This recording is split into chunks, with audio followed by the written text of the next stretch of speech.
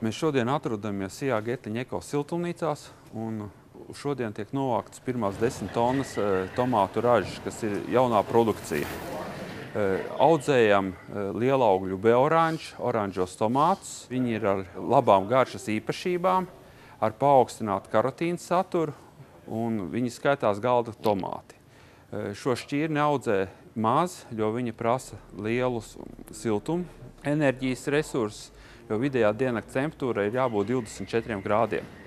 Arī transportējot viņa ir grūtāk pārvadājumi, jo viņa ir galda šķirne ar plānu miziņu tomātu. Līdz ar to transportējot viņa ātrāk saspiežās un traumējās.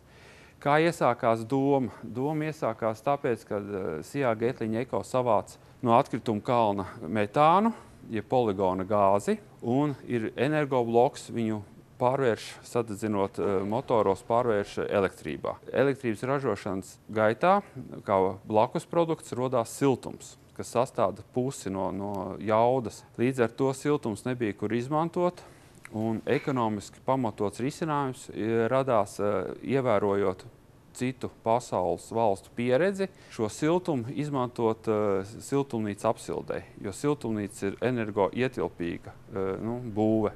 Dotā momentā ir atvēlēts siltumnīcai 1,1 MW siltums, un izejot no šiem parametriem tiek arī projektētas siltumnīcas, un projektētā jauda bija 3500 kvadrātmetri. Projektētā jauda siltumnīcas platība bija 3625 kvadrātmetri. No tiem ar augiem tiek aizņemti 3000 kvadrātmetri. Pārējais ir tehniskās telpas.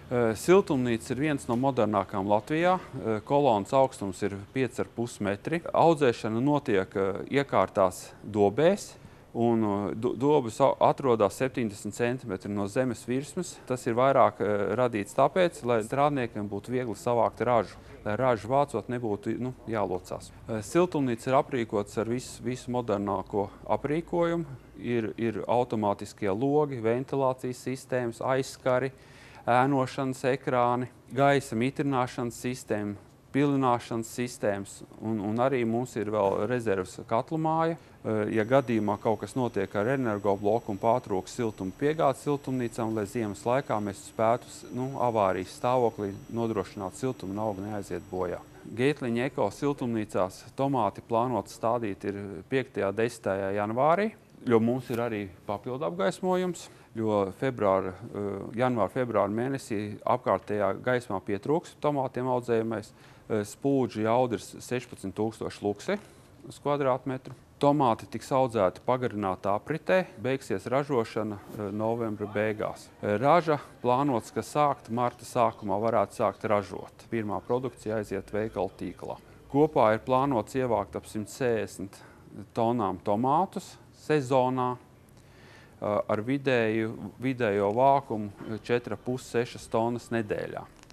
Tas ir atkarībā no laika apstākļiem, arī no dabas apstākļiem. Līdz ar pirmo ziedķekara uzziedēšanu siltumnīcās tiek izvietots kamenes, kas nodrošinās aputeksnēšanu, jo tas nodrošina, ka augļi izveidojās pareizas formas un ir pa 4–5 augļiem ķekarā. Auga aizsardzībā tiek izmantots derīgie kukainīši, mineks. Principā šie bioloģiski auga aizsardzības līdzekļi nāk no Francijas, no firmas Koperts. Viņi arī ir pieteicās palīdzēt mums tehniski, ja vajadzēs, lai mēs varētu audzēt ar bioloģisko audzēšanas metodi. Dotā momentā ir jau izvietoti 1000 mineks kukainīši, kas apkaro alotāju mušu, kas alo lapas. Sijā Getliņa eko tomātu ražu izaudzēto ir plānots realizēt Latvijā. Ir interese no Latvijas vairumpircējiem, kuri sadarbojās ar lielveikalu ķēdēm, jo tomāti pēc garšas īpašībām ir augstas kvalitātes. To jau novērtē arī pirmās atsauksmes no pirmās realizācijas, kas ir cilvēkiem. Interese ir no vairākām vairumtirdzniecības firmām. Tirdzniecība notiks pēc augstākās cenas principa. Bet arī pamatojamies uz to, ka, lai būtu samērā patstāvīga firma, kas spēj visu ražu nedēļā uzreiz saņemt, aizvest no mums un uz svaigas tirdzniecībā palaist, jo mums ir vienošanās dotā momentā ar vienu tirdzniecības kompāniju. Viņa 4-5 vakarā pēc ražas novākšanas jau atsūta savu mašīnu. Man raža ir sasvērta un aiziet jau uz vairumtirdzniecības bāzi. Praktiski ir tā, ka otrā rītā viņa jau nokļūst veikalos. Mums dotā momentā noliktavā neuzkrājās neviens tomāts. Viss ir uzreiz svaigs aiziet uz veikaliem.